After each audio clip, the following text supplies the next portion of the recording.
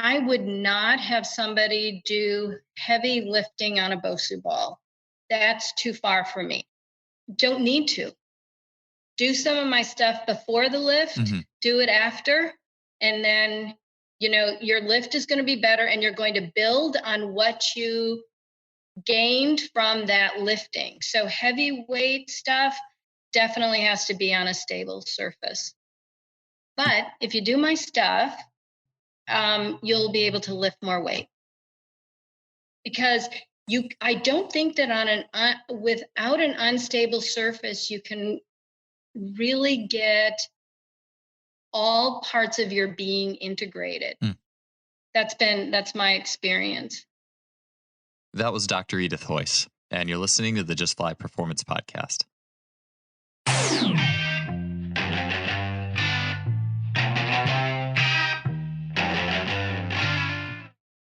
Today's show is brought to you by Lost Empire Herbs. You can get 15% off my favorite herbs for well-being and athletic performance by heading to lostempireherbs.com/justfly. About 3 years ago, I got into herbalism after having Logan Christopher on the podcast, starting with the Phoenix formula, which literally had my body buzzing after I took it. Not in a jittery way like coffee, but in a way where I really felt the herbs working with my body. Within 2 weeks, I was already noticeably stronger in the weight room.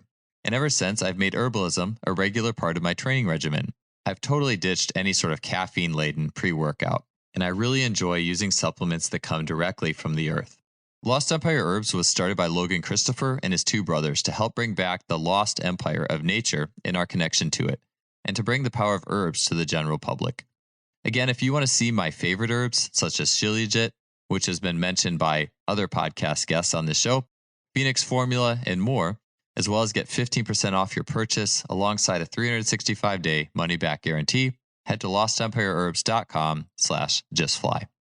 Welcome to another episode of the podcast. Today, our guest is Dr. Edythe Heus, and this is a show that is near and dear to my heart in the sense of I enjoy speaking on training, facets of training that tend to, I guess you could say, like elicit a visceral response in people, such as balance training. I think in the strength and conditioning community, it's oftentimes our balance training is just associated with some frivolous entertainment or circus act oriented work, but which it can be. I mean, easily. There's a million ways that you could do quote unquote balance training in a way that really doesn't accomplish anything other than maybe fulfilling some element of novelty and like, let's see if I can do this on the part of the athlete. But truly, what the things that make up an athlete are so multifaceted. We do have, yes, force production ability, but there's so much more to it. And in looking at athletes in the track or swimming worlds, for example, which I've had the blessing to spend quite a bit of time in both of those areas of athletics, is you'll often see where an athlete is training really hard, doing a lot of very output-oriented movements, and in their regular training regime, they get injured, they go to rehab, they then go internal, and they start utilizing a lot more internal-oriented movements, a lot of balance type work. They come back, and within weeks to months, I've seen it many times where these athletes are then setting personal bests. And you would have to ask yourself in that situation, well, if that athlete didn't get hurt, what would have happened? Would they still set the PR? And although you can't say with 100% certainty, I would say from my point of view that they needed to have that injury. They needed to go internal. And then we can take that knowledge of that internal, of the other mechanisms, the softer side, if you will, and we can blend it into everyday training in either cycles or within the session itself. It's important stuff. It's important to take an honest look at some of the training that I think that we might write off in light of just pure output-driven work. And so with that said, I'm really excited to have our guest today, Dr. Edythe Heus. Dr. Edythe is a nationally known chiropractor. She is the founder of Revolution in Motion, or RevinMo, and she is the co-author of the book ProBodX, or Proper Body Exercise, which many people who are familiar with Marv Marinovich, Dr. Edythe was a co-author of that book, which I bought back in the early 2000s. Dr. Edythe's methods have created great success with the athletes she works with, which include many professional and Olympic athletic individuals. For the show today, Dr. Edythe will speak on balance and proprioceptive training methods such as pipes and slant boards and how we can utilize these in our training regimes. She'll speak on advanced foot training concepts as well as information on the fascia and the fascial system and how it responds to various training methods. This was a really eye-opening show. It goes into topics and a viewpoint that you don't often get in the typical output-driven arena of athletic performance. And so there's a lot of really valuable concepts in here that wherever you are on the athlete, coach, youth athlete to pro or elite spectrum, there's something in here for you. Finally, before we get started, you may want to check out the show notes for this episode on justflysports.com on the webpage, where you'll see some examples of the exercises Dr. Edythe is talking about, such as the pipes and slant board work. And you'll also there on the show notes have a chance to win a free 3-pack of virtual classes with Dr. Edythe. So head to the show notes to check that out. That said, let's get on to episode 284 with Dr. Edythe Heus. Dr. Edythe, welcome to the show. Thanks for being here today. Thank you. I'm so happy to be able to speak with you and to meet you. Yeah, and let's kick things off. I don't often ask this question, but I would love to hear this or hear you tell me a little bit more about it. Tell me about your story in terms of how you got to perhaps a more untraditional, if you will, form of exercise and the way that you teach exercise and movement. Well, I came to professional training a little bit by accident, but it was an amazing path. So I went to chiropractic school because I specifically wanted to study kinesiology. I was never interested in conventional chiropractic. I was never of the belief that if you corrected the spine, everything would fall into line, because I always had an appreciation for movement. So I knew that something else was moving those bones.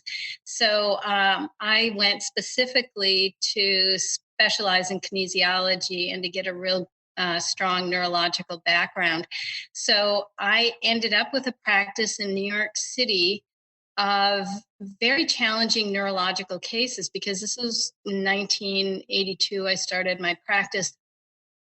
And medicine didn't have a lot to offer: MS, muscular dystrophy, and other neurological conditions. So these are patients that were looking for help in whatever way they could. So I had a lot of very challenging cases show up, in my office, and was amazed at the improvements that I could get. I mean, it seemed to me like muscular MS was like a very easy thing to treat and help people recover from. And so I had to learn about the nervous system because of the demand. But there are a couple of key things that I noticed right away in practice, was that the quality of a person's life was directly related to the health of their feet. So I became like really good with the feet, and I wanted to know how to treat them. I wanted to understand the feet. And the other thing was that within my first year of practice, I started to develop corrective exercises, because I'm not one of the kind of practitioners that you just lie on the table and that's it, and I do it for you. I see what I do, whether it's treatment or training, because I don't separate those, as a collaborative team effort. And I'm only as good as my patients or my clients. So right away, I was looking for exercise modalities that patients could do between their treatment, so that they wouldn't slide backwards, or they would continue to advance on the changes that we made, because everything is about moving forward. And I was in New York. I did Feldenkrais, Alexander, Pilates, all kinds of movement and dance techniques, like very involved and sophisticated things, as well as weight training, bodybuilding. And I just couldn't find a modality that worked, that was comprehensive enough. So the closest thing for a lot of patient care was Pilates, but I took Pilates myself, and all I could do was poke holes in it, like, that's not really the way the body works, and I could get into some of the things that I saw in a different way, if we want to. But then I moved to Southern California and had an opportunity to work with a strength and conditioning coach that taught me about eccentric, isokinetic, plyometrics. And I just saw how that fit into, a health modality. But I had all this information from seeing people go from illness to wellness. And I saw these patterns evolve. And I was always interested because I was working with some Olympic athletes and athletes that would come to New York City. And I was like, this has to improve performance. If it's improving the nervous system and the organization in the body, imagine what it can do for performance. And I was so fortunate because one of my patients in Southern California was a training decathlete, and he introduced me to Steve Finley, who is one of the top Padres baseball players. And from there, I just kept getting these elite athletes that had these remarkable, bodies that were just designed like prototypes.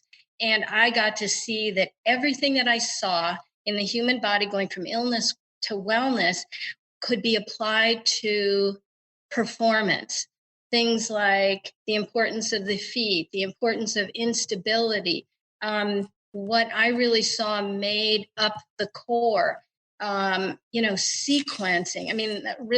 I just have a whole list of things that I recognized were important. And the problem was that no one was doing this kind of training. So I would try and Google, like, okay, so are people seeing this happening, and I'm seeing this connection of the lower abs to the spinal lengthening, and even stuff like eccentric, like what I was seeing with eccentric loading for optimizing not just performance, but wellness.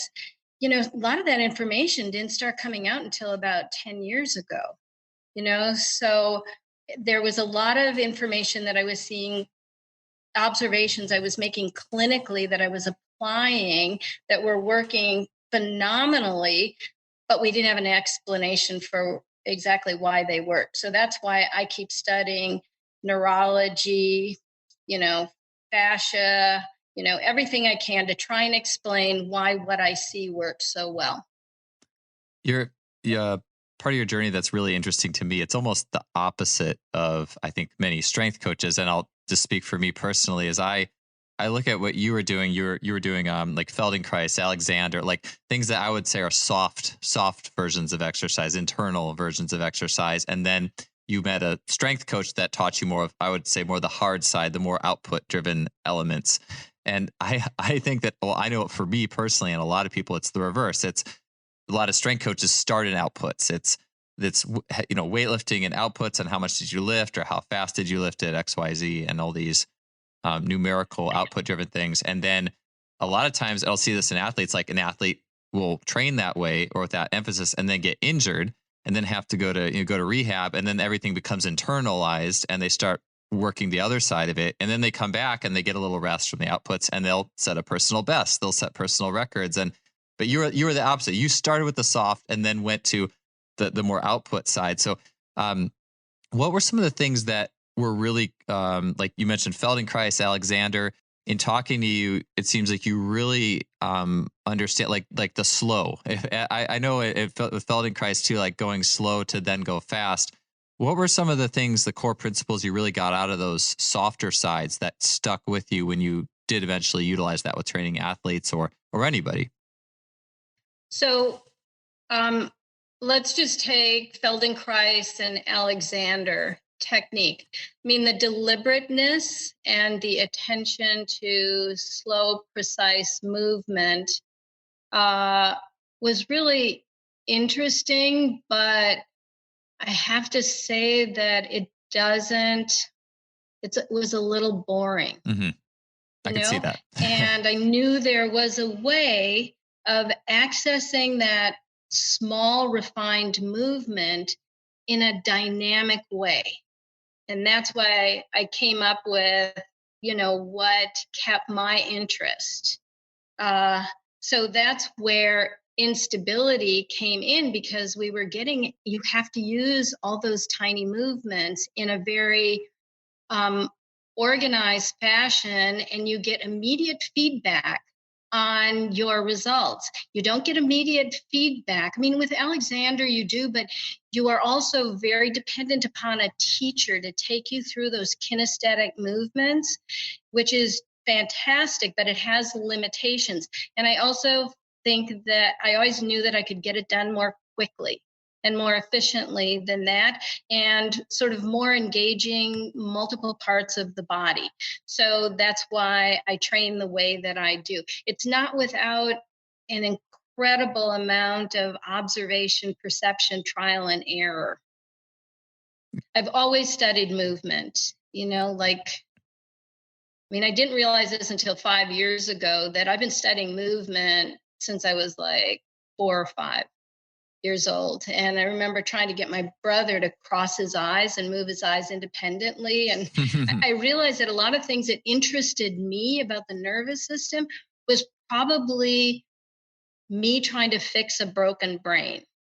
Because we all come into the world with, some limitations potentially, like maybe we were bottle fed instead of breastfed. So immediately started having, potential brain injury if we had allergies to dairy. So, I can dive deep into that, but I won't.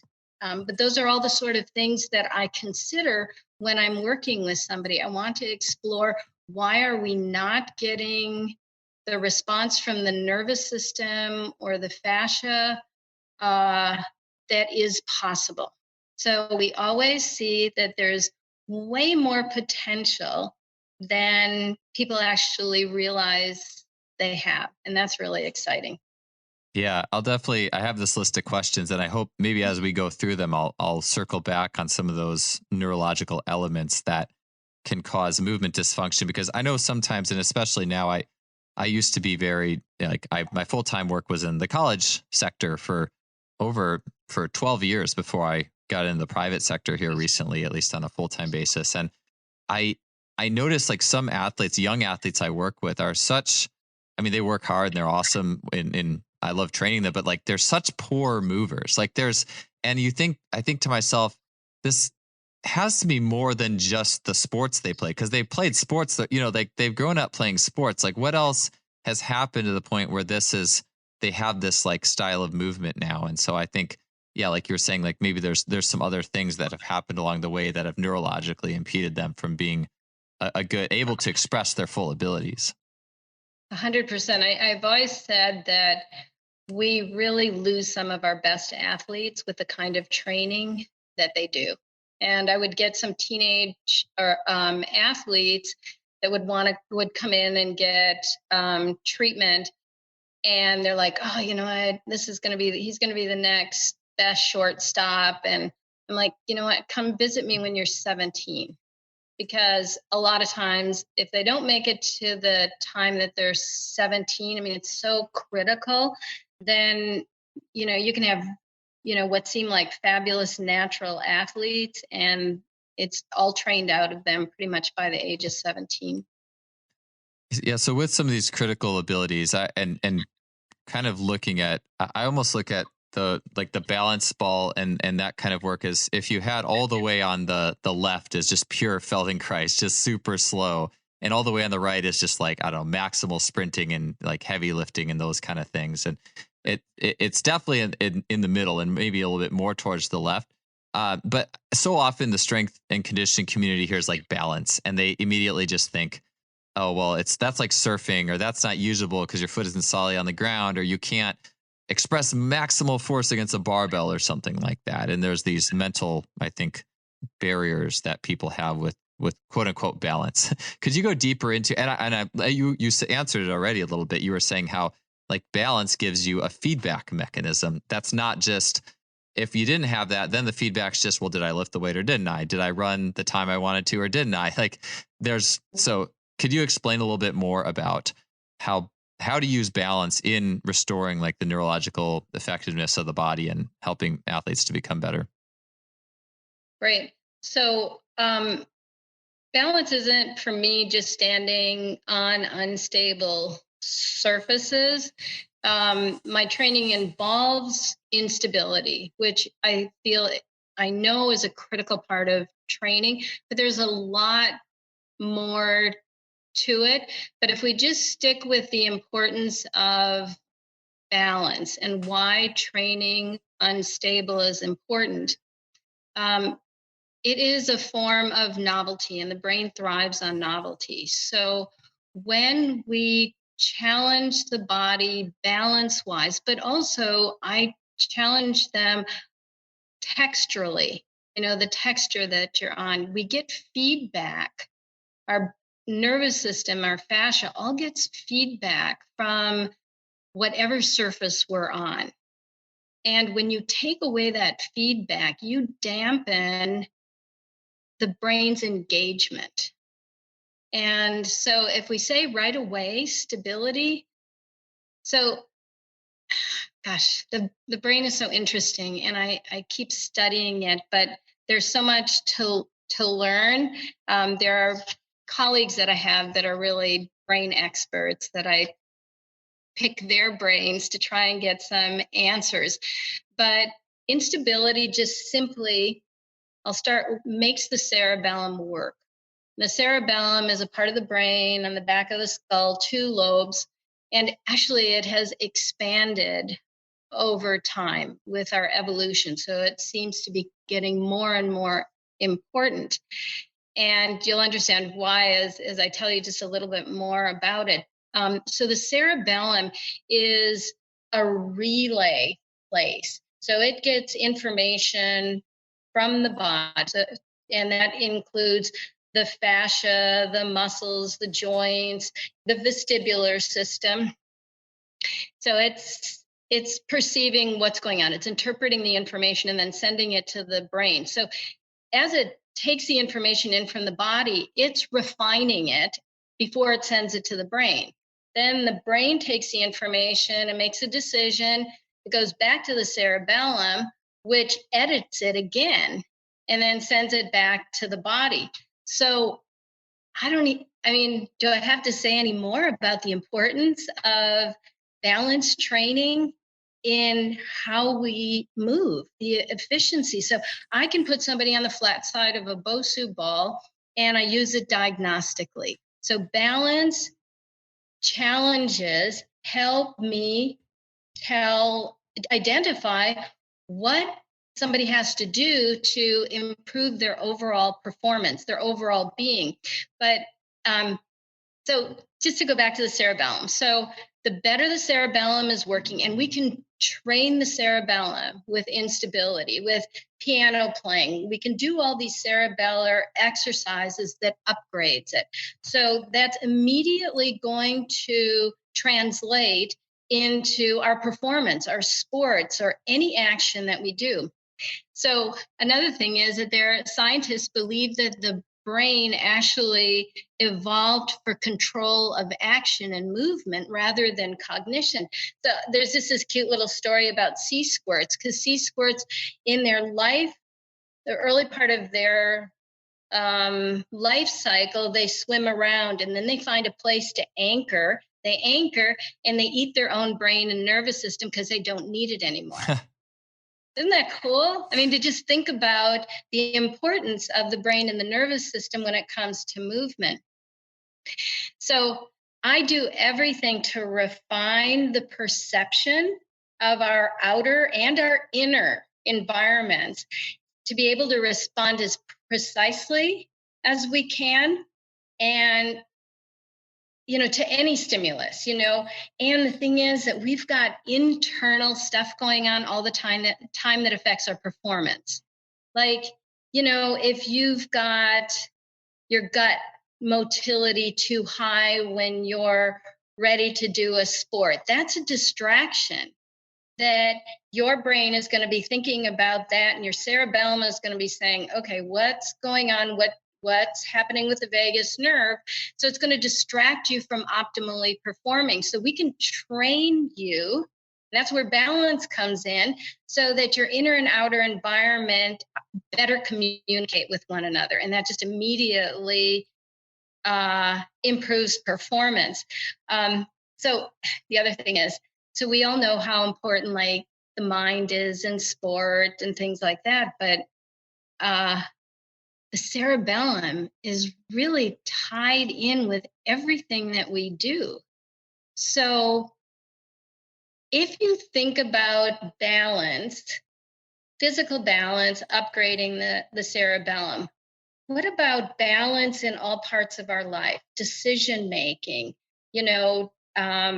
choices.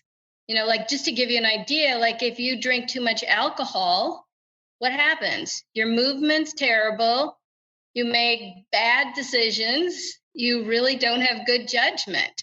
So that's an example of when everything goes wrong. So if you're upgrading your cerebellum, you are also helping you automatically improve your focus, your sense of well-being, your mood.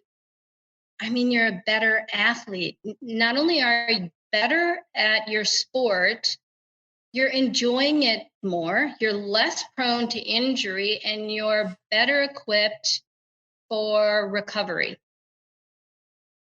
Okay, that's just the brain part, a little snapshot of the importance of balance, why you want to train balance as it applies to the brain. I wanted to take a quick break from the show to tell you a little bit about our sponsor, simplyfaster.com. Simplyfaster.com is a fantastic coaching resource, not only on the level of their blog and all the information they put out, but also on the level of their online store. With the click of a button, you can see and purchase the technology that is utilized by so many of the world's great coaches. In simplyfaster.com's online store, you can have access to training technology such as blood flow restriction training, timing systems, including the Freelap timing system, bar speed tracking devices, a variety of resistance training machines, such as the K-Box, and also Kaiser training units, which Kaiser training units being strongly recommended by sprint coach Randy Huntington, for example. You'll also get access to motorized sprint training units, such as the 1080 Sprint, force plates, and much more. You can check that all out by heading to simplyfaster.com. That's simply with an I, faster.com. Let's get back to the show. Yeah, when I was at Rafe Kelly's retreat this past summer called Return to the Source, one of the things that I learned, and I asked a lot of other attendees there, was some ideas based on the work of John Vervaeke and the idea of like embodiment. And so like the idea of and it was made me think about this. You talk about the brain almost being designed for movement, and like it's almost like I move, therefore I am. Like we find our meaning in the ability to move. And so as you were saying that, I was thinking about, do you feel like, is that like a global thing? For example, could balance training or even just novel training or things that activate the cerebellum in movement also have a positive impact on other things the cerebellum would be used for? Like you were saying like piano playing, like is it like a global thing, like all mental processes? Yeah, absolutely. That's 100%. Cool. I mean, it's so cool when you know a few mechanisms that respond to movement that can change your life. Fascia is another one. So yeah, I love to I'm excited to get into that because I hear fascia and fascial training talked about a lot. I talk about it a lot, and I'm really interested to get your perspective on it. I want to kind of close out a little bit on the balance point though first, because this is an interesting thing to me. I will say I bought the ProBodX book 38, so 17 18 years ago. It's been actually I lent it to another trainer at the gym I was working at when I was 21 and never got it back, and then I bought it again like 5 years ago, and I never really went in on the balance elements of it till it was a high jumper, Amy Acuff, who she had said she loved the PVC pipes, like they made her feet feel alive, and I was like, all right, I'm gonna give it a shot. I'll cut out the pipes and I'll do it. And I remember that really was helpful. Like I just remember that like being the first, because I think I would always see balance training before and just think, oh, it's just novelty. Like it's just it's not in the ground, and I would see a lot of like swimmers that I didn't work with, but I saw them doing balancing stuff. And I think from what I drew, it was just they wanted to have fun. They wanted to keep challenging themselves. They wanted to do something that was more than just lifting a heavier weight. So they wanted to balance. And anyways, after that though, and then eventually getting like the circular discs and those things, I was like, and seeing the impact that made on my feet and just the total reaction on the way up, I'm like, yeah, there's a lot to this. And I really enjoyed this kind of training. So outside of the novelty element, I mean, obviously it is novel, and I think there's a lot of ways we could get novelty in a gym setting, but just outside of the novelty, could you tell me a little bit about just like the feedback loops, like or how you would progress balance training? Do you progress to more unstable or less unstable with more force over time? You know what I'm saying? Like, I'm just curious to get more into the nuances of how you prescribe balance work for either like a general pop, like really maybe a low level, maybe you said like more on the illness to wellness versus, and then maybe an athlete, someone who's more capable in those types of things. So, let's see, about 4 years ago, a very high level athlete, he skis all the time, all over the world. He came into my studio. He was referred by Jamie Wheel, who is the Flow Genome Project.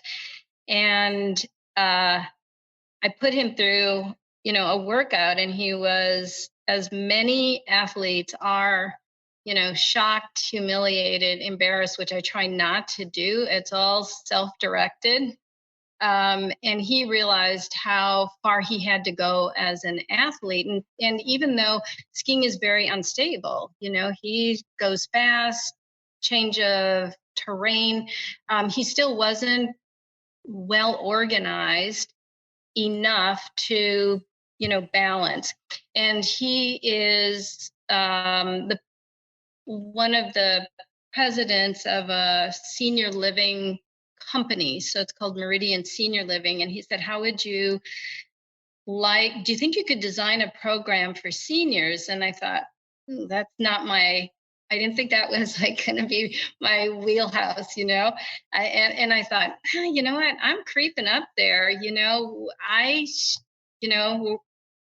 yeah, let me think about it. So in about like 30 minutes, I'm like, yeah, I can do this. And then I figured out a program with a bunch of sequences, and we did a test program. Now I had them do it all sitting.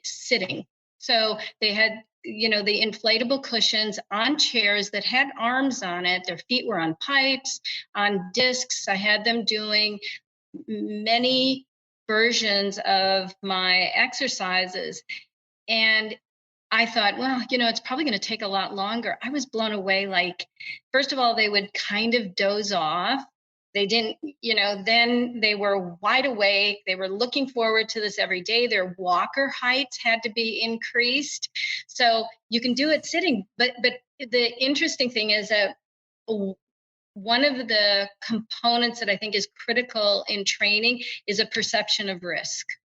And here we are, they're sitting on cushions with arms, but you roll off that disc a little bit, and there's a moment where you're like, I'm going to fall out. And then you realize that you're not. You can correct yourself. And the improvements were dramatic in not much longer, actually less time than some top athletes that were overtrained in their sport. So that's a kind of instability factor. Now, I don't just do instability for, just to do instability. There's a strategy behind it, which is what's not working that disrupts their ability to be on this unstable surface. And I do things like a lot of head position, eye movement, so that I'm tuning the relationship of the eyes to the inner ear to the head position, all things that are critical in sport. If your head position's not right, you're not going to succeed at anything, as well as you could. So as far as Like I would not have somebody do heavy lifting on a BOSU ball. That's too far for me. Don't need to. Do some of my stuff before the lift, do it after, and then, your lift is going to be better and you're going to build on what you gained from that lifting. So heavyweight stuff definitely has to be on a stable surface. But if you do my stuff, you'll be able to lift more weight. Because I don't think that without an unstable surface, you can really get all parts of your being integrated. That's my experience.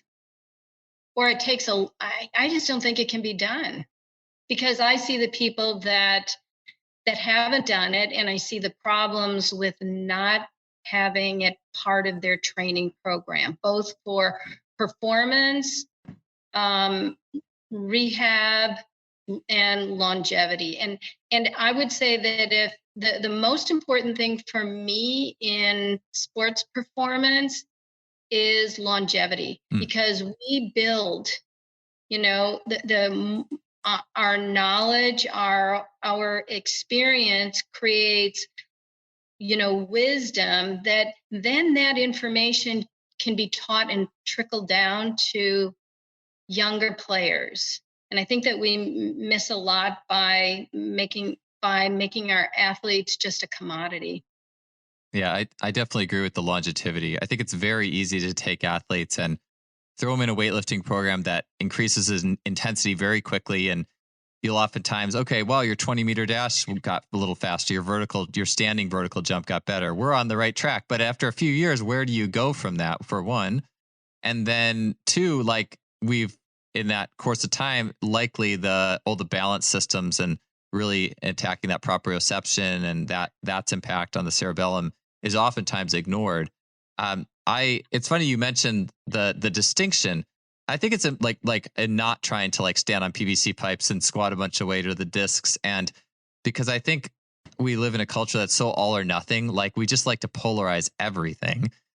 And it's like, it's almost like, oh, you're in a balance training. Well, that's probably, all you do. And like for me personally, what I do with my clients and where I've evolved to in the last 4 years is if I'm doing a strength day, I'll start out with the discs. Like I always start with the discs, do a bunch of stuff, work a single leg on the discs, and then I'll start my squat sets on with the squat bar with my feet on the ground or a slant board or something, so and that's just what feels good. Like that's where I've gone to. And yeah, like you said, it can make everything better. I think we just like to think it's just one or the other. And if it doesn't fit with our paradigm of just pure outputs, we will ignore it. And I'm glad you also said that the outputs, the lifting does on a flat surface I like how you put that, like it can engage the fullness of our being.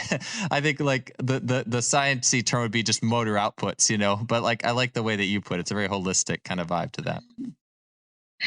Yeah, I don't use a strength. I might, if you bring up a term I may have to ask you to explain it, because I don't speak strength conditioning language, So thanks for, you can bail me out. Yeah. What, I'm sorry to be I don't know if I'd call myself the simple police with this, or I know when reporters do this, it's just, it can be very, I don't know, the answer is oftentimes more complex. But I'll ask this is, what, from a balance perspective, with some of the basic tools you use, what should athletes be able to do? Like someone who you see, if they can't do some of these things, there's an issue. Like, what are some basic balance things athletes should be able to do?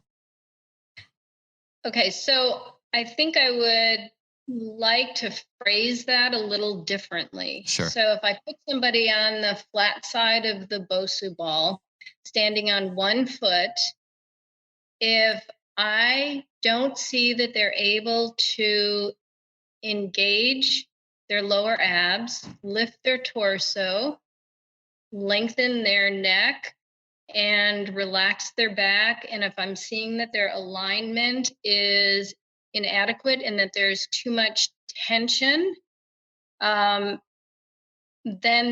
that's what we have to target. So it's less about making it more unstable or doing more things until we get to the point where all of what I term the revolution of motion and essentials, I had to figure out a way that I could explain what I was seeing, teach what I was seeing, so that my exercises could be used in the right way. So the essentials became a tool to better use all of my sequences and my system. I don't want technicians, because we all have the capacity to observe and keep refining our observations so that we can help the people that we're working with, as well as become better known ourselves inside and out, and help our athletes become the best version of themselves. So but to get things like rotational movement on a Bosu ball while you're tossing a ball, those are things athletes should be able to nail with ease. They should be able to do complex movements when their feet are on the Bosu ball and they're laying on a ball. So there are certain things that I look for, and I'll use different tools depending upon what is resistant to integrating into the whole system. Does that make sense? I think so. So basically, if someone's like doing like a core exercise on a Bosu ball, or you're throwing, maybe I'll take it back to the like the single leg standing on the hard side of the Bosu ball. I find that that's a pretty simple place to start. Is if an athlete like can't do that, then you're trying to break down, well, what part of you do I need to go? Like what now, where do I need to go? Like if an athlete like couldn't elongate their spine and ribs. And with all that too, I will say before I forget, I think it's interesting how something I've become more attuned to through the last several years of this podcast, and some of the people who've been on have been students of Bill Hartman, is a physical therapist who talks a lot about compression and expansion and these two opposing forces. And strength and conditioning is so compressive by nature. Pretty much everything that is done is either compressing an individual, and compression itself not being a bad thing. It's just when it's out of balance. But when everything we do is just compression, or a drill that's designed to aid a compressive stimulus, like we're going to do a squat warm up and it's all designed to compress you, I find it very refreshing and balancing in the sense that everything you mentioned with that standing on a Bosu ball is it's expansive. It's like, it's the opposite. It's the balance. And I just think we don't think about that enough. And it is also nuanced too. I think so oftentimes we want, well, just give me this drill. How long should you be able to do it for? But we need to learn to look at things too. Like this is a skill. Like I think we should have pride that we honed our eyes and our ability to observe athletes. And it took us years to get there. You know what I'm saying? Versus, oh, I just read a textbook and I just have to do this many sets and reps for this long and we're good. Like, no, like this is a skill, the skill of observation. And I just think that's a really cool thing. Sorry, I was going a little bit off track from like going into what an athlete can't do with it. But I appreciate that about that, even that whole concept of things.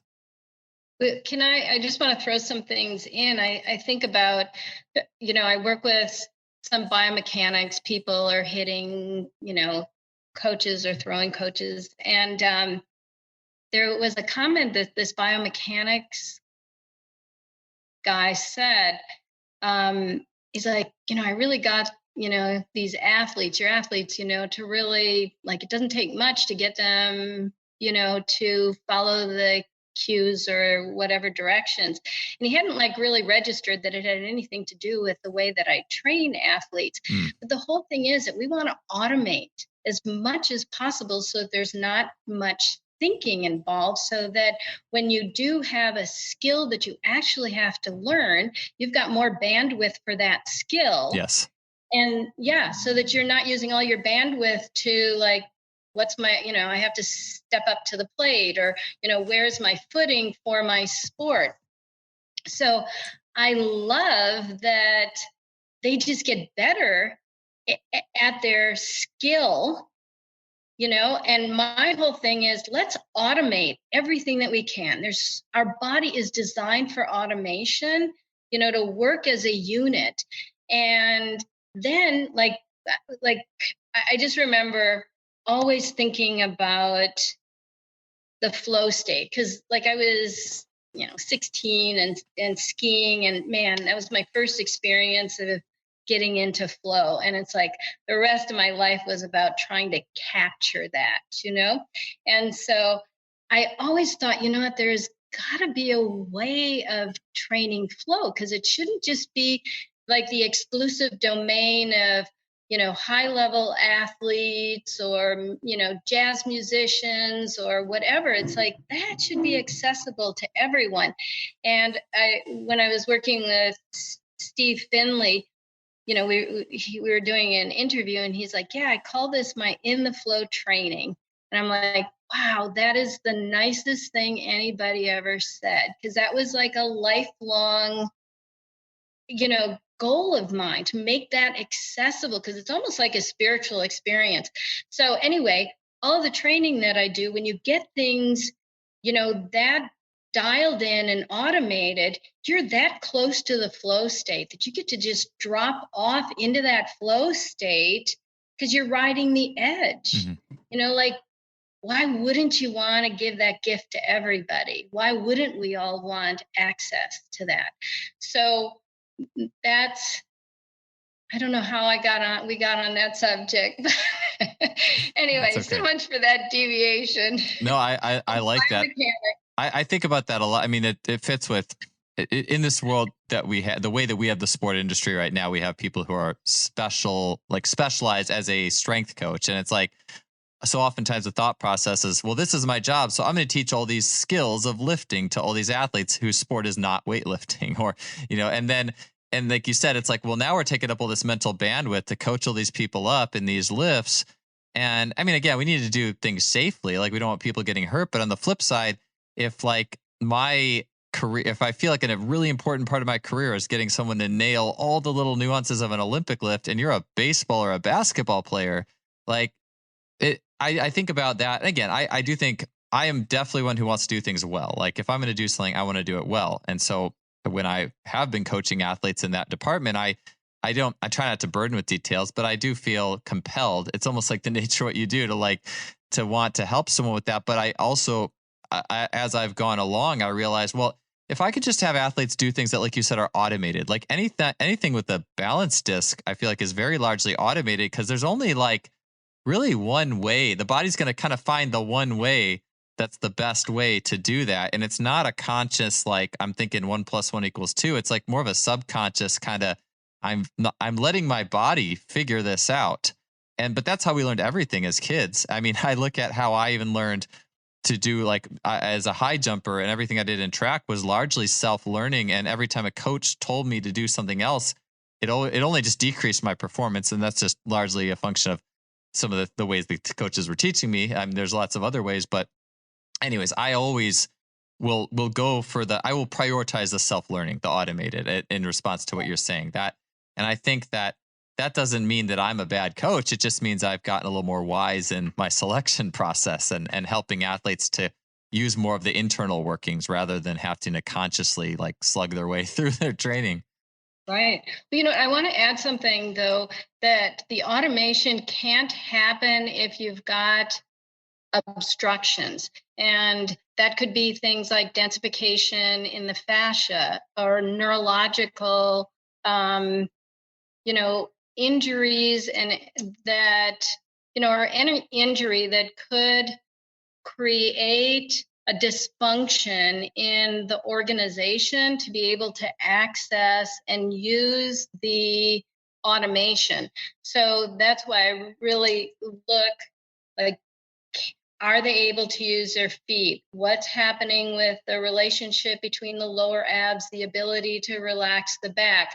The lower abs when they're engaged should automatically cause the torso to lift, the low back to relax, the head to drift up, the shoulders to fall into place. That doesn't happen if you're overtrained. If you do one sport so much that you've created, I refer to it as, densifications. Those are the things that get in the way of performance over time. That's why an athlete can't come back sometimes from, an injury, because you could sprain an ankle and it could go all the way up to your hips or to your neck and change your eyesight. So you'll never see the ball the same way.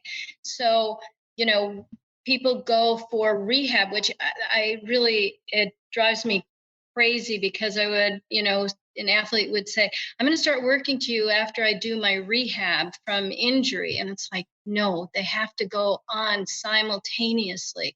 And then unfortunately, too much rehab is segmental. It's just focused on the area of the injury or right above. The fascia is sequential. It moves all the way up the body. So you can really be missing some very obvious problems and dysfunction, because you're not looking at the body as a whole, and you're not looking at history, injury history. So when I put somebody on an unstable surface, just flat side of the Bosu bowl, looking at things, I'll say, when did you get whiplash? Have you had any concussions? What happened here? So all of our injuries and our dysfunctions are imprinted in our physical body, but we can change it. Blood work is a common analysis in the regime of elite athletes. It quantifies many dimensions and metrics of an athlete's physiology and helps one to see windows of potential performance improvement. Today's episode is also sponsored by Inside Tracker. Inside Tracker was founded in 2009 by leading scientists in aging, genetics, and biometrics. The company uses a blood test and patented algorithm to analyze your body's physiological markers, providing you with a clear picture of what's going on inside of you. Inside Tracker then offers science-backed recommendations for positive diet and lifestyle changes. In using Inside Tracker myself, it was truly fascinating to see the many metrics of my own physiology, looking at things like hormone levels, inflammation, blood oxygen-related metrics, and much more. If you are interested in an Inside Tracker analysis, for a limited time, you can get 25% off the entire Inside Tracker store. And to get that discount, head to insidetracker.com/justflysports. So when an athlete or any individual is on an unstable surface, there's less, the way I see it, versus if your foot is on solid ground, you have less room to compensate. Like, I feel like, as per what you're saying, like your compensations are going to come out more readily, because like your foot can't plant down, or nothing, things can't clamp down as readily. And so would you say that's the case? Like if I'm in an unbalanced situation, it's almost easier to see a compensation strategy, an insufficiency somewhere, versus if someone could use the ground and try to manage their way through it? 100%. Cool. 100%. And the better an athlete, it's like finding a needle in a haystack. And so you have to create an environment where you see their vulnerability, and you usually have 1 to 2 seconds to pick it up. And so one thing that before we kind of got on, and again, I don't even like to call it tangents. I would rather call it a different word that highlights the positivity of going in rabbit trails, because I never see a problem with it. But before we were talking about that, you were starting to mention the athlete who they were standing on a Bosu ball, or they're in a lying position doing a various exercise, and you're starting to see a deficiency, something that's going on. And so could you go into, I know a question I had was like the 6 key essentials. I mean, would that be like a thing you're looking for, like the 6 key essentials when they're in a balanced position? If you want to go into that, or however you want to take it, but I'm just curious what you're looking for specifically in terms of insufficiencies. And then more like I guess you could say the exercise-based corrections. I know you have chiropractic and specialty stuff that you could also utilize in your tool belt, but maybe just more from a general perspective. So, I really do look at every athlete and every patient posturally. I look at their gait. I look for, neurological things like arm swing. If they're looking down, I look at eye movement, head movement. But the thing that I teach is, are people able to be in their feet? What do their feet look like? Because you can see visual problems in the feet. Then you look to see whether or not their abdominals are properly engaged. I'm repeating myself, whether or not the torso lifts and expands, if they can relax their low back, if their head floats so that there's this nice movement and symmetry in their head moving on their neck. And then, whether or not the shoulders are just relaxed in response to that. So that is the lens through which I teach people to observe where there are dysfunctions. Now, I also, and I teach it, as I advance my training, but I'm always looking at movement. I put people through movement verifications. I look at all of their planes of movement and note where there are obstructions to that movement. And the reason that I like to use that tool is there's immediate feedback. People can tell that, oh, I can't kick my leg out to the side without leaning, or feeling tightness. So you can really tell a lot about where the dysfunction is based on what's called movement verification.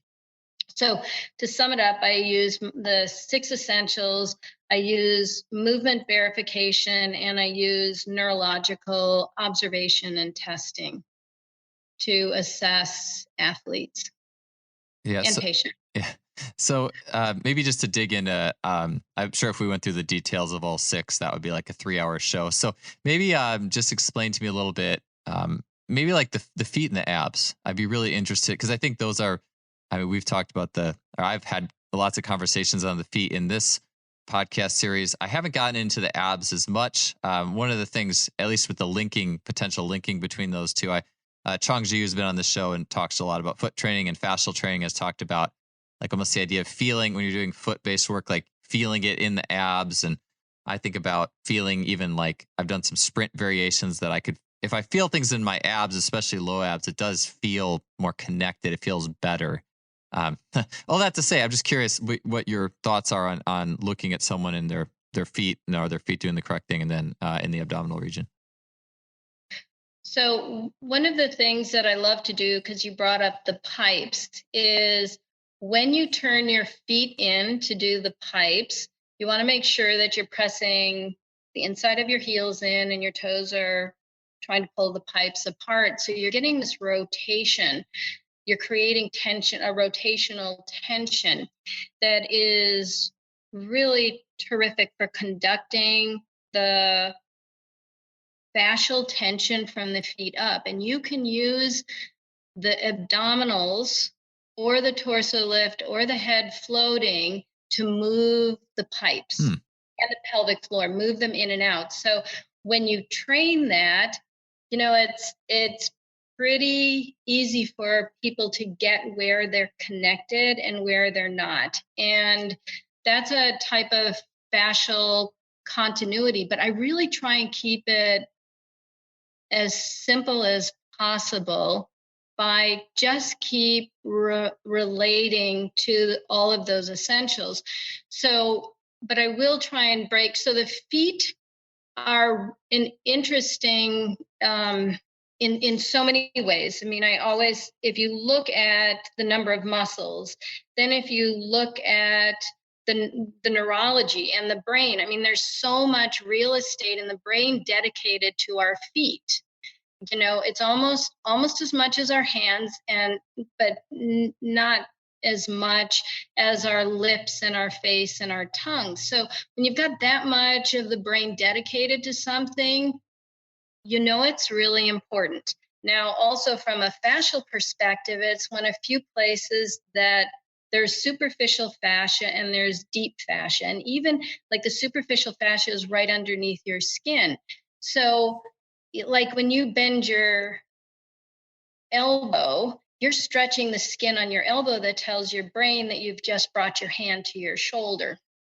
Okay, so you've got that superficial fascia merging with your deep fascia, which is around, the muscles that attaches to the bones. It actually attaches to every single cell in the body, which is why the fascia explained more about the results that I was getting training than the nervous system, because the nervous system is a chemical reaction, which it was taking much longer than the fascia, which is if one cell changes and the next one and everything else changes right next to it. It's going on simultaneously, so it's very quick. So anyway, we've got this deep fascia that's connected to everything. And just from a perception perspective, you are merging the external environment and your internal environment. So exteroception, the perception of what's going on around you, to interoception, what's going on within us, merges there. So you can just imagine how smart the feet are, the feedback, and why it's critical that we train the feet. So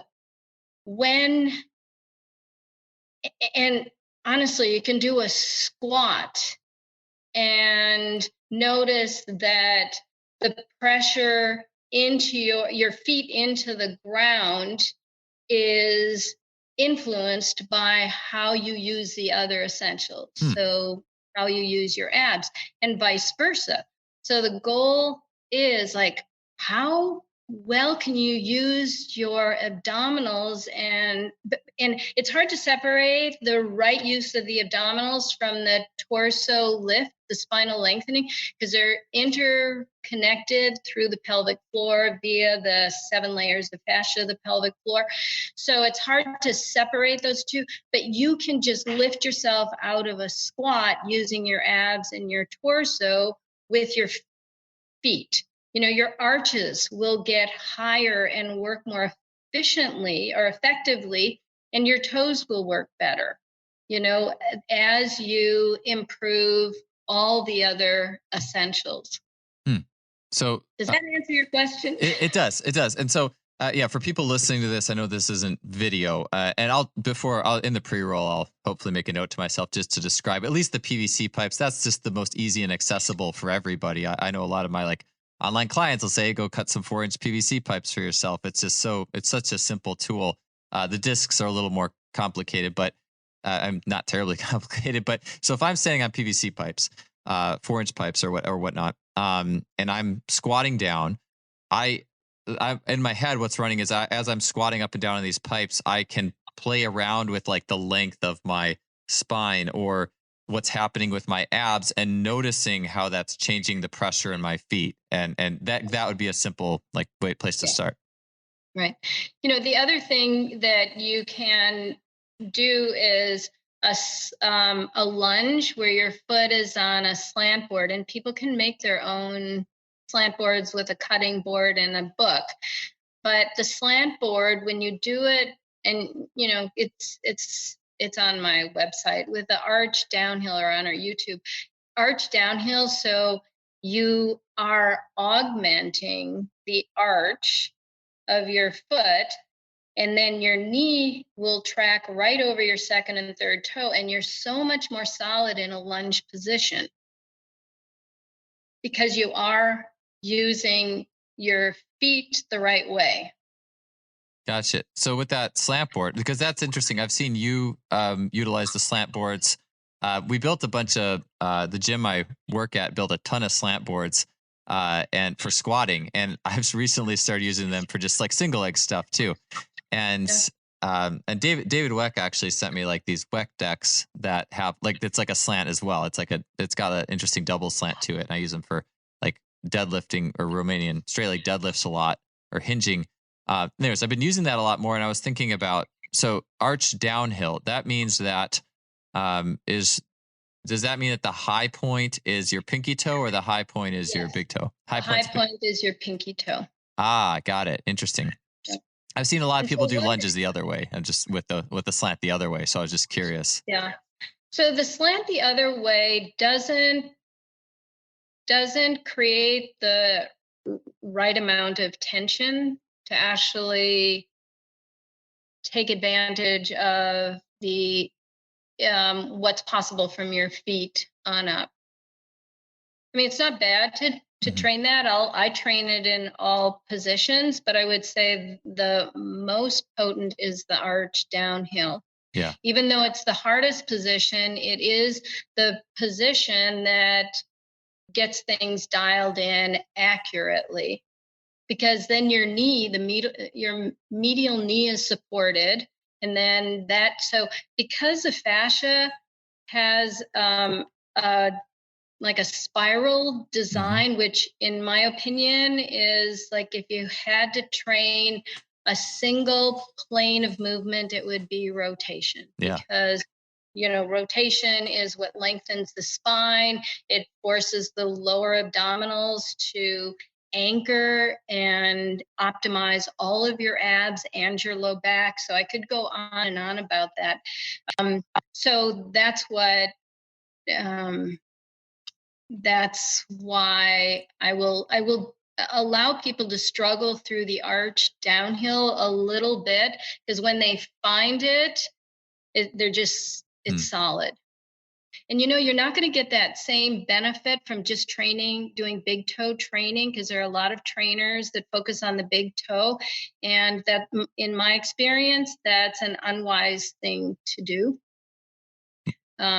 So you will, but you are getting the big toe, but in relation to all of the arches and its relationship to the knee and the hip and all the way up. Yeah, I've definitely shifted towards a more like let's start with the arches first mentality and like get some spiraling going, and then I find, at least, I'm curious to ask you this. I have another question first, but like my thought is almost like if you nail the arches, then the toes kind of can start to take care of themselves a little bit. But I know toe strength is a big thing for you, and maybe I'll just ask you it now because I want to ask you more about the arch thing with the slant.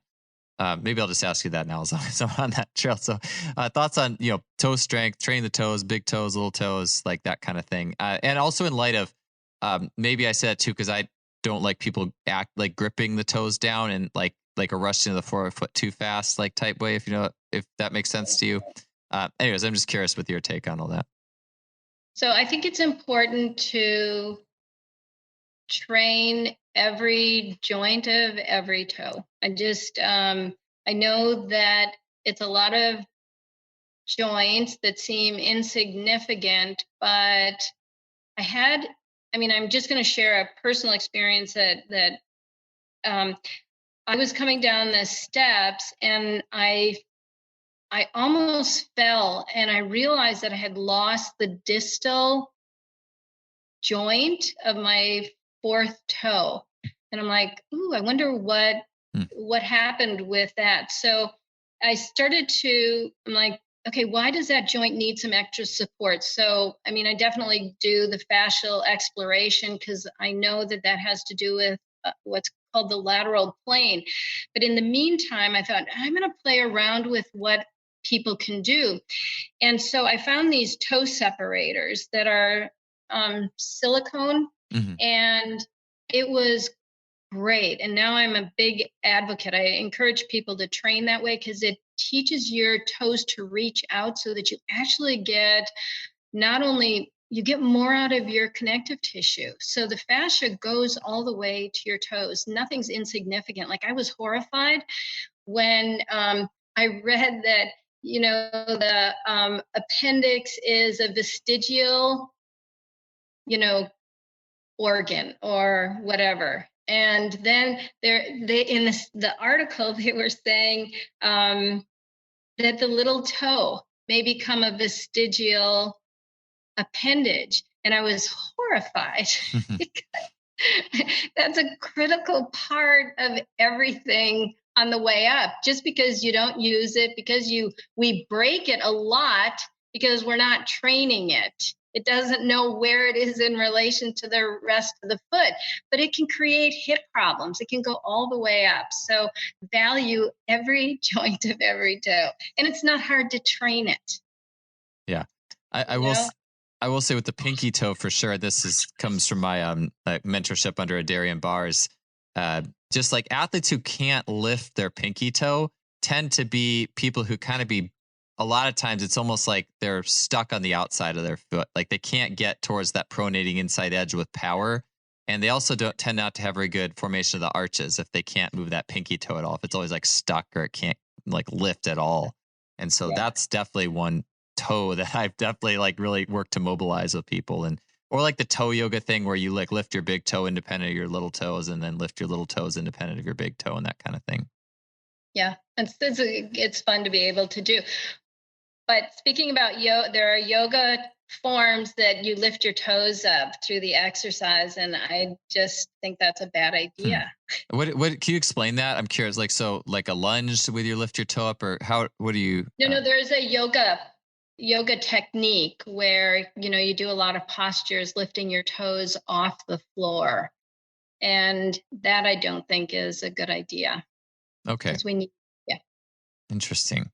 I'm trying to put that in light of like I've been experimenting with like when the toes are off, it does put you into your midfoot more.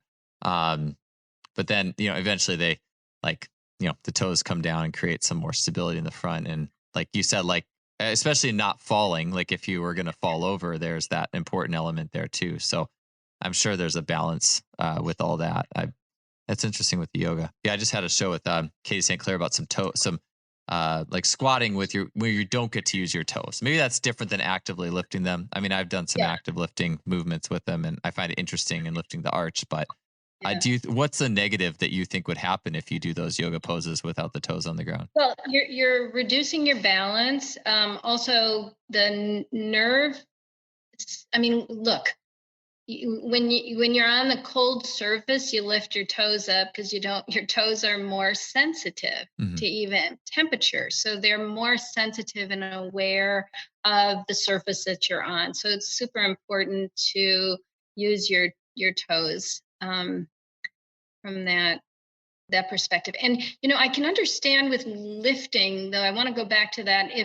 If you intentionally lift your toe, you're going to create more tension on the front that momentarily could help the eccentric as you go down. So I can understand why, from a training perspective, that could be useful.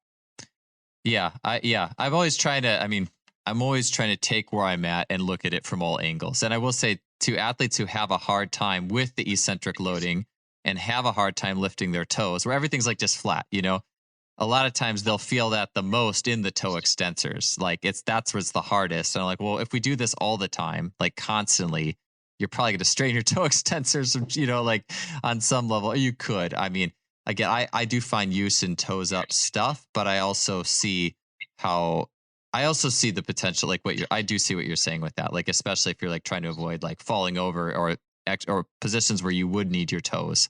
I hope that makes sense. I'm just trying to balance it all because I hadn't heard about that in yoga. I do utilize the no toes on occasion, but also so you would say the biggest is like in context of like when you need them. If you train yourself not to use them, then that could be a problem.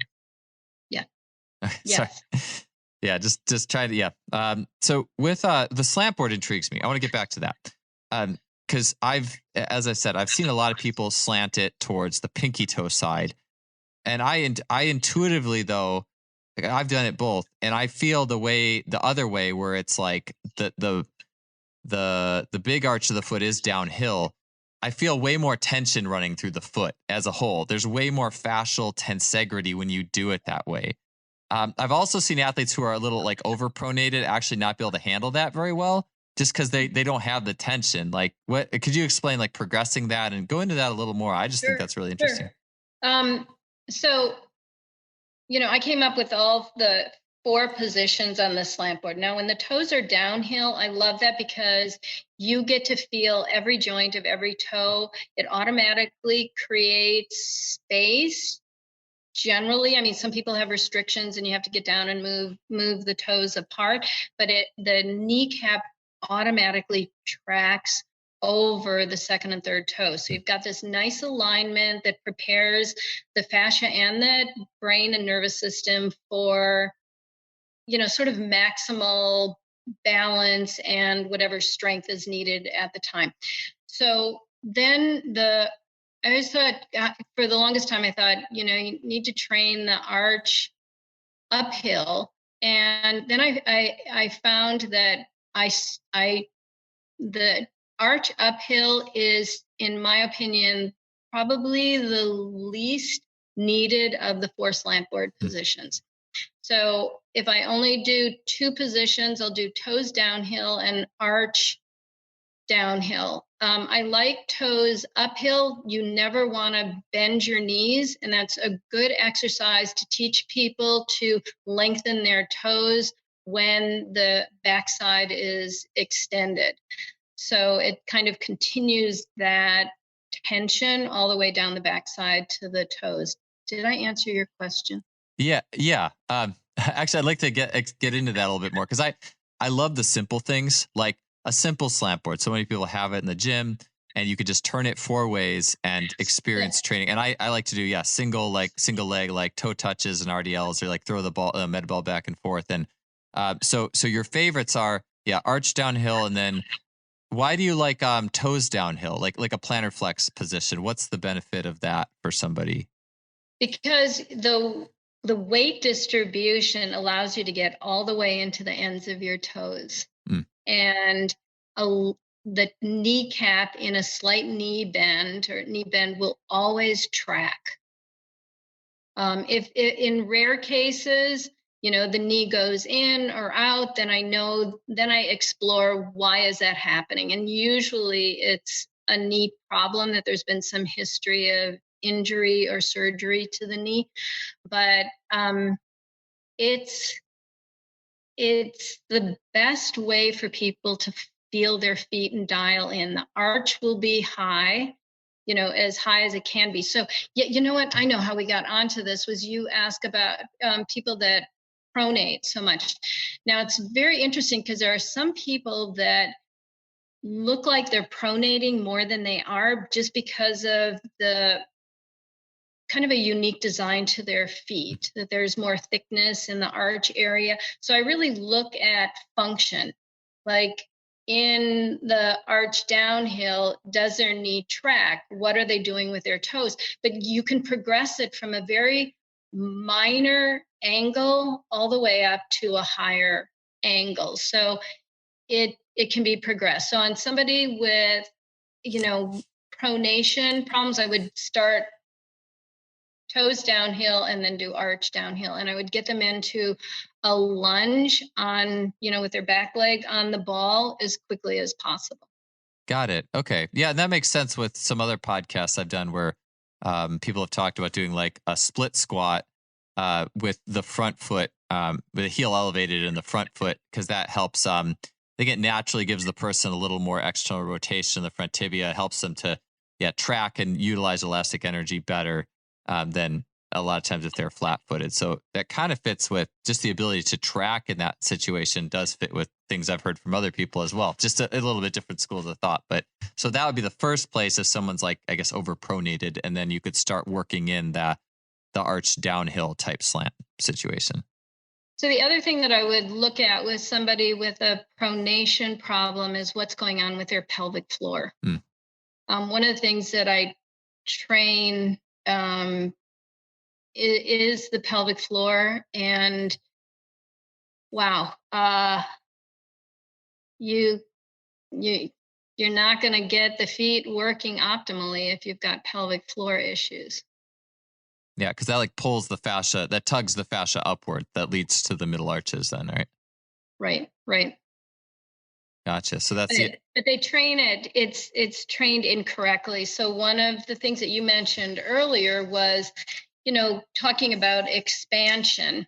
And, I always, remind people, like,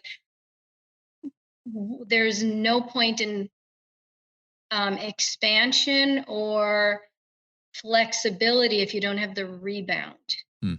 Okay, so you always you use the expansion to make sure that you get the rebound. You've got to augment that. So the pelvic floor has to be trained for its, to maximize on the lengthening and the rebounding and its connection to the spinal lengthening and the abdominals. And you can just feel it. The arches just improve significantly with elasticity, with the mechanics. It's all good. Yeah. What would some not effective approaches to the pelvic floor be versus a better way of thought of working on that? Kegels. Kegels are really designed more for a man's pelvic floor. A man's pelvic floor is designed more for contraction, but you want to take advantage of the eccentric loading and rebound to get the most out of the contraction effortlessly and prevent injury, especially like soccer players. I mean, I worked with 2 professional soccer players that both had pelvic floor surgery to rebuild their pelvic floor. So it becomes very, very important there. So I would say, if you're doing heavy weightlifting and you're not doing anything specific for your pelvic floor or understanding and training the relationship of the pelvic floor to the hips, to the abs, to the spine, you're missing out on significant amounts of power, responsiveness, ability to change direction, injury prevention and injury correction, and just power in general. Yeah, it does make me think about other shows I've done where the like the expansion of the pelvic floor is linked to like the ability to flatten out and pronate the feet a little bit, and then everything rebounding back up. Or I'm sure it's a nuance we could really like get in the weeds into, but it like the relationship of those two, the feet and the pelvic floor. It's good to hear it again in a little bit different context, but I think not enough people, we tend to live in so much isolation. People just say, oh, it's just the feet. And we don't go upstream into the rest of the body. Yeah, that's for sure. I'm glad you point that out because, it's even hard. Some of the questions like, the importance of the feet without talking about the interconnectedness. Thanks for making that point. Yeah. And that's where, so the last question, maybe slightly, you already touched on it a lot, but I've heard you mention this with like a physio ball, in that I think it was another podcast with you I was listening to, is you had said the first time you got on a physio ball, you felt like the fascial, you felt it like linking up with your fascial system, which I think a lot of people, maybe you're more like a more sensitive person to that kind of stuff than especially I think the average like strength coach is used to like barbells and less sensitive type equipment. But could you explain how like we can feel fascial, like you mentioned like feeling like maybe we could feel our abs and the length of our spine and how this fits with the feet, but how do we tune into feeling our fascial system working? So often it's just easy to say we're doing fascial training, we're doing elastic training, we're doing bouncy, like how do you actually feel, or what's your take on what is fascial training, if that makes sense? So in my opinion, well, because I study and I practice fascia. So not only in movement, but because I treat people, I have the advantage of feeling what training does to the tissues. So most, trainers, they don't touch, they haven't developed their hands to be able to assess what's going on with tissues in the body. So the fascia has a particular feel to it. It should glide. And that allows nerves to blood vessels. It allows muscles to glide over one another. So all of it's that gliding is number one. And so hyaluronic acid is the substance that is very glidy, that allows the gliding to take place. Now, when you have injury or overuse, that hyaluronic acid starts to get sticky. It gets dehydrated, it gets sticky, so things start sticking together. Lose the gliding, and it will feel dense. So as a practitioner, what they know about the fascia is that you have to heat it. The hyaluronic acid responds to friction, not just poking in. You have to create friction to increase the heat, which is why I use laser to assist that process, and shockwave in treatment. So what the fascia will feel like to the participant when the fascia is obstructed or densified is it'll feel like you're wearing a sleeve that's a little too short when you reach your arm out, or you will hear or feel clunking. So what we want is, when we're doing exercises, to feel like the shoulder blades are gliding on the rib cage, to notice that, you've got this nice precision of movement in all of your joints, and there shouldn't be areas of pain or discomfort. The fascia is by many now considered the organ of sensation, because we have more proprioceptors that tell us where we are in space, more mechanoreceptors, more pain receptors, and free nerve endings in the fascia than any other tissue. So we get a lot of feedback. So if we have some unrest, or we don't like a particular movement, it could be because the fascia is not healthy in an area that we're moving. So the more freedom that we have in our fascia, the healthier the fascia is, the more we will be comfortable in the body that we're in. So that's kind of a long way of explaining that internally we will be more at rest within our body and performing a particular activity. I've heard that's really cool that you are a practitioner who can get your hands on the tissue and you feel the results of the training the athlete is doing. I heard the first time I heard that idea, it was a coach, Jim Snyder. This was 8-9 years ago. I think he's at Wisconsin right now. He is a massage therapist and was talking about how when he had programmed like longer isometric holds for athletes, that did something positive to like the alignment of the fascia, and he could feel that. I'm curious what you feel like training where like athletes have done a particular type of training, maybe it's heavy weightlifting or something. Like, how do you like what seems to be positive, really positive, positively impactful on the fascial and how you're feeling it from a training standpoint? So what things seem to really help it?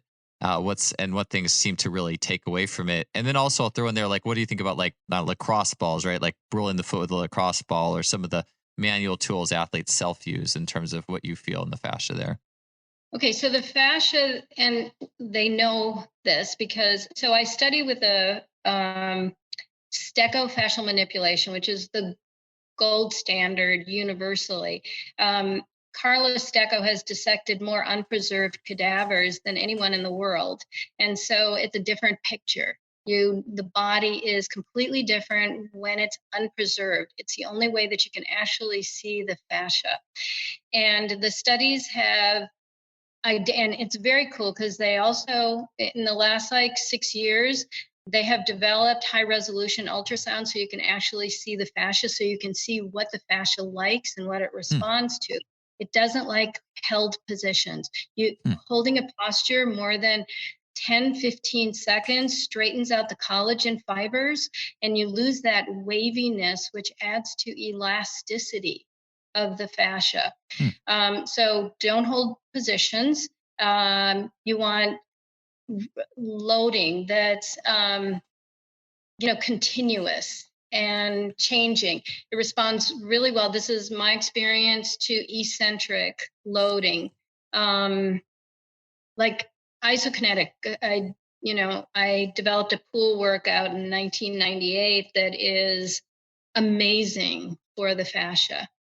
And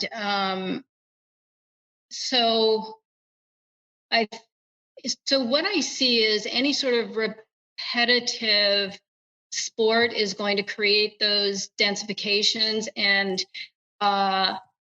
training that does not use all planes of movement. Like runners really have problems because they don't do Yeah. any lateral or rotational training. So you have to be careful of that.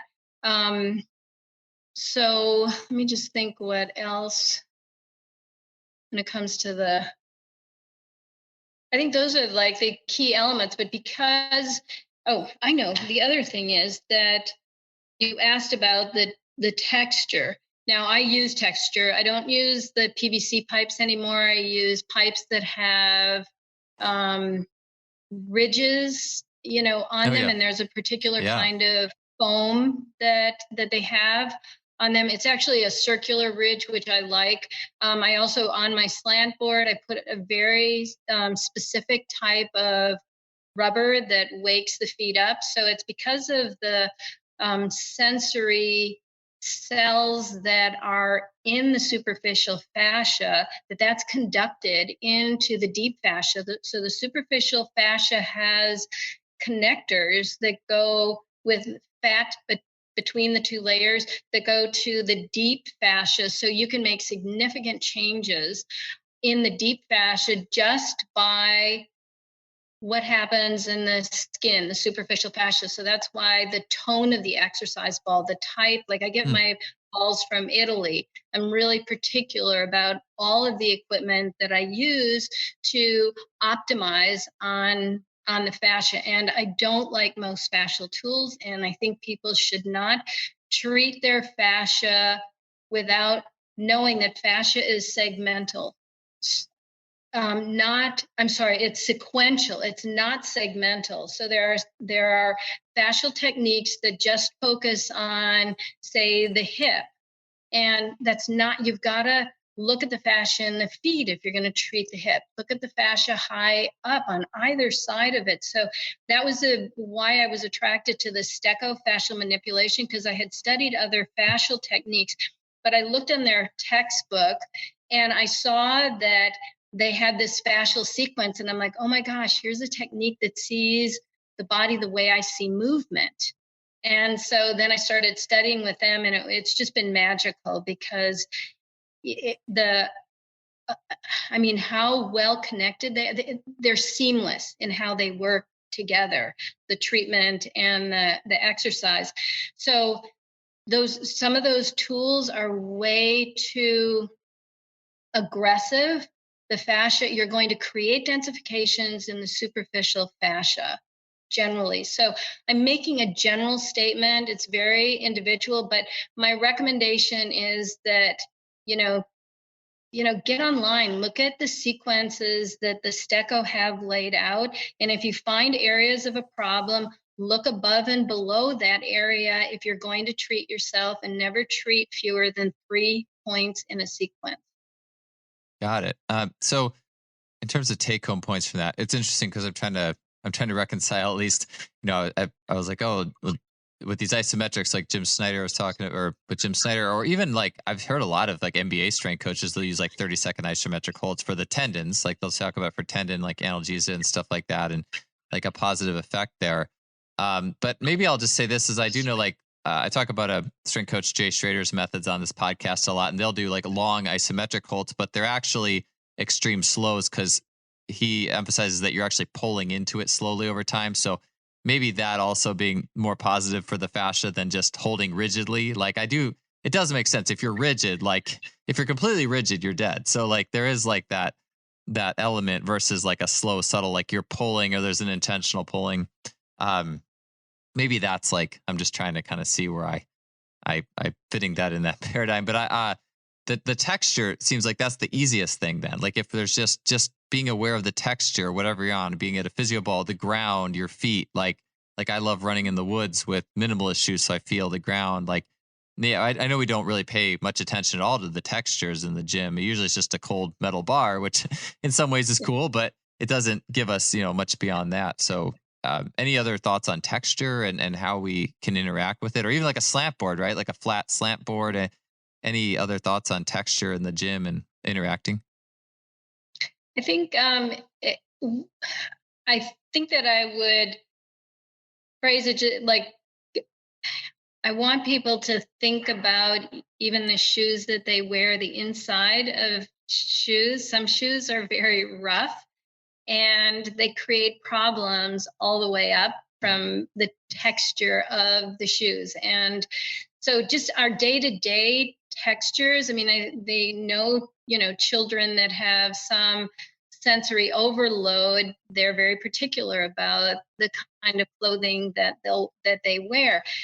We actually will, by having an awareness, like the shape, the right amount of pressure in the ball, so how hard it is, will either make you comfortable on the ball or repel you from the ball. So I would say be very particular about the ball having the same tone that you would want in your tissues, which would mean that there's elasticity and give, not tension that feels unpleasant.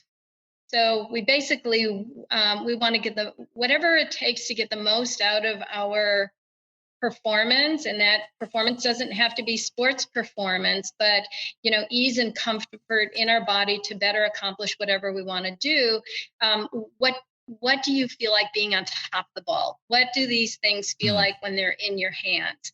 And just put you want to like touching what you're on or what you have in your hands is the place that I go to, because it's more inviting to use it.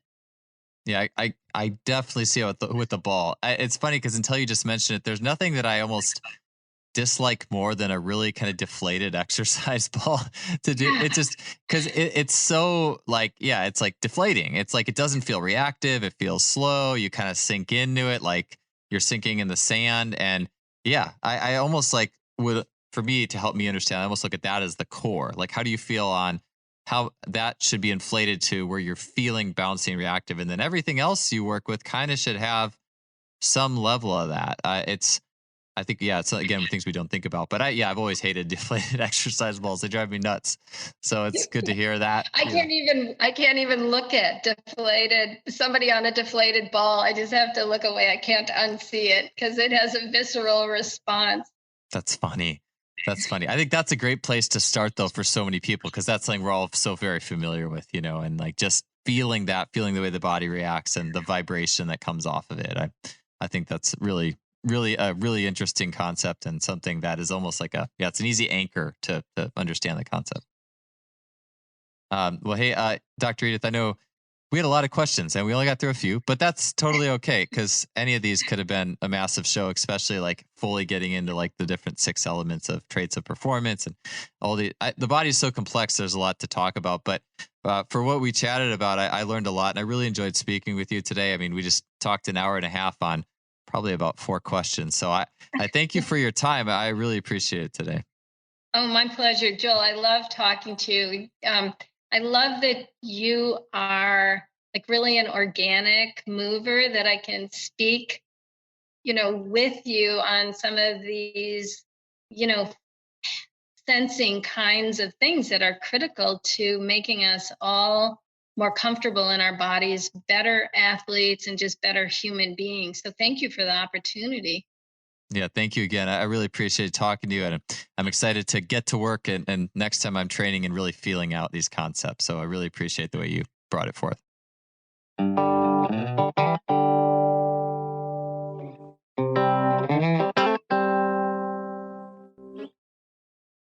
Thanks for tuning in to another show. We really appreciate you listening to this series, and whether it's your first episode or your 250th, I'm really happy to have you.